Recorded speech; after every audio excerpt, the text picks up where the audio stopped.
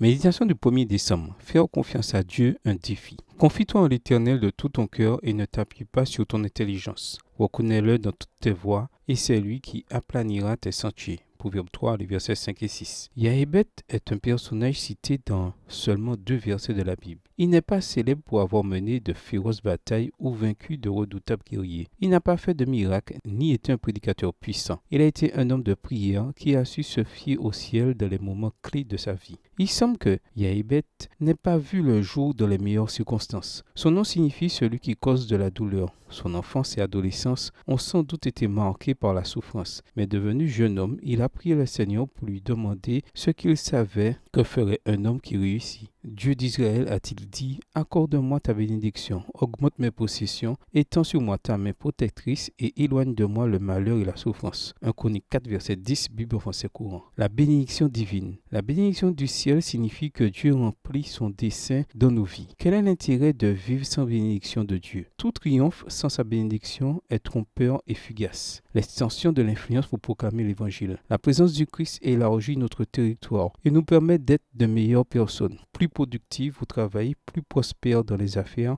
plus utiles dans l'église et de meilleurs dirigeants chez nous. Un chrétien fait des progrès constants motivés par la puissance du ciel. La puissance divine pour se détourner du mal. Le chrétien devrait toujours être sur ses gardes, conscient que la tentation le guette, évitant les risques inutiles. Pour cela, nous devons compter chaque jour sur Dieu. La capacité à profiter de la vie. La capacité de jouir des bénédictions divines et des triomphes vient de Dieu. Ayant souffert pendant l'enfance, Yahébet voulait maintenant jouir des dons du ciel. Et Dieu lui a accordé ce qu'il demandait. Il a béni dans tous ses projets. Il a augmenté son champ d'influence pour prêcher sa parole. L'a aidé à développer sa foi et à dépendre de Dieu. Il a guidé pour qu'il ne se détourne pas du bon chemin. Et lui a appris à profiter des moments de bonheur que le ciel lui accordait. Aujourd'hui, il est temps de prendre des décisions pertinentes et de demander au Seigneur son orientation. Je t'invite à faire tienne la prière de Yahébet afin de pouvoir expérimenter la puissance de la parole divine. Bonne journée à toi et que le Seigneur te bénisse.